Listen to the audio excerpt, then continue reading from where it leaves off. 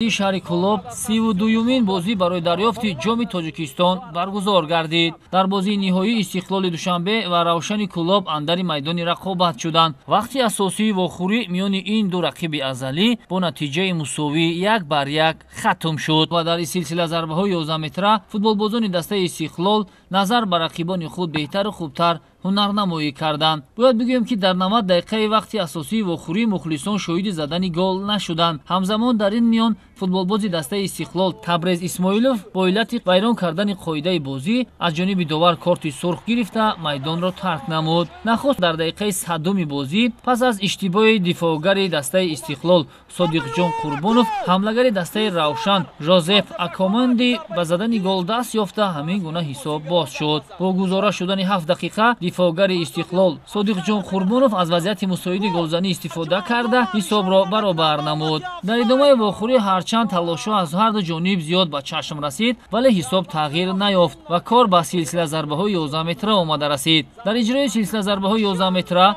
дастаи Истиқлол фаъол буд ва тавонист, ки бо ҳисоби 4-2 пирӯзӣ ба даст орад. Ёдовар мешавем, ки дар таърихи ҷоми Тоҷикистон дастаҳои Истиқлол ва Равшан то имрӯз дар финал бо ҳам вол нахӯрда буданд ва имрӯз дар аввалин мубориза футболбозони шаҳри Душанбе музаффар гардиданд. ёдовар мешавем, ки Истиқлол 14 маротиба ба финал баромада 10 бор ҷомро ба даст овардааст. Равшан бошад дар таърихи мавҷудияти худ 2 маротиба солҳои 1994 ва 2020 барандаи ҷоми Тоҷикистон шудааст. ҳамин гуна пас аз анҷоми бозии зебову диданӣ маросими ҷоизасупорӣ баргузор гардид, ки капитани дастаи Истиқлол Алишер Ҷалилов дар вазъияти тантанавӣ ҷомро болои сар бардошт.